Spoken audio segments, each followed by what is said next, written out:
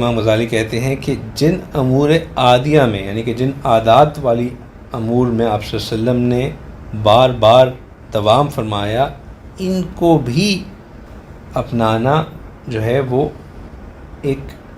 افضل عمل ہے۔ مثال کے طور پہ کھانے کے متعلق منقول ہے کہ آپ صلی اللہ علیہ وسلم نے ہمیشہ دائیں ہاتھ سے کھانا تناول فرمایا۔ جوتے کے متعلق آپ صلی اللہ علیہ وسلم کے بارے میں منقول ہے کہ آپ نے ہمیشہ دایاں پاؤں پہلے پہنا۔ تو اب ان کے خلاف عمل کرنا بغیر عذر کے یہ کوئی سمجھداری والی بات نہیں ہے۔ پھر جن چیزوں میں دوام آپ صلی اللہ علیہ وسلم کا تھا، لیکن اب کیونکہ معاشرے کے دور اور طرز بدلنے کی وجہ سے ان پہ عمل کرنا ممکن نہیں رہا، مثال کے طور پہ آپ صلی اللہ علیہ وسلم کا کھجور کھانا، آپ صلی اللہ علیہ وسلم کی جو کی روٹی کھانا، آپ صلی اللہ علیہ وسلم کا جو ہے تہبند باندھنا،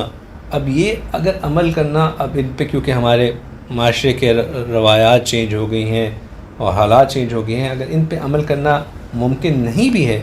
تو ان کو اکثر اور بیشتر سنت پہ عمل کرنے کی نیت سے کرتے رہنا چاہیے۔ ان کو اپنی زندگی میں لے کے آتے رہنا چاہیے اگر ان پہ دوام سے عمل نہ بھی ہو رہا ہو۔ پھر ایک اور چیز جو ہمیں ذہن میں رکھنی چاہیے سنت کے متعلق، وہ یہ ہے کہ کبھی انسان یہ سوچ کے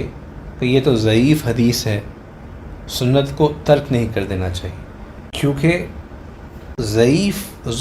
حدیث میں ضعف جو ہے اس کا تعلق راوی سے ہوتا ہے، متن سے نہیں ہوتا۔ اور تمام محدثین اور فقہاء کرام نے اس بات کی اجازت دی ہے کہ ضعیف حدیث پہ عمل کیا جا سکتا ہے، اس سے فقہی مسائل اخراج نہیں کیے جا سکتے، لیکن ضعیف حدیث کے اوپر عمل کیا جا سکتا ہے۔ یہ سوچ کے کہ صرف یہ حدیث ضعیف ہے اس پہ عمل ترک کر دینا یہ بھی بے وقوفی ہے، بلکہ ناسمجھی ہے۔ جو چیز جس پہ عمل نہیں کرنا چاہیے وہ موضوع حدیث ہے، جھوٹی حدیث ہے، اس پہ عمل نہیں کرنا چاہیے۔